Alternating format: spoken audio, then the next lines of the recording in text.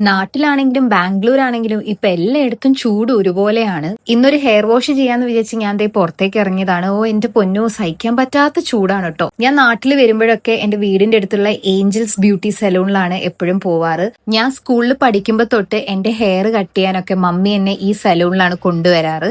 അതുകൊണ്ട് തന്നെ ഞാൻ നാട്ടിൽ വരുമ്പോഴൊക്കെ എപ്പോഴും ഈ സലൂണിലാണ് കേട്ടോ വരാറ്. എത്ര ചൂടാണെന്ന് പറഞ്ഞാലും ചായ കിട്ടിയിട്ടുണ്ടെങ്കിൽ ഞാൻ ഭയങ്കര ഹാപ്പിയാണ് കേട്ടോ. ഒരു ചായ കുടിക്കുമ്പോൾ വല്ലാത്തൊരു പോസിറ്റീവ് എനർജിയാണ്. എന്നെപ്പോലെ ഈ ചൂടത്ത് ചായ ഇഷ്ടമുള്ള ആൾക്കാരാണ് നിങ്ങളെങ്കിൽ കമന്റ് ചെയ്യണേ.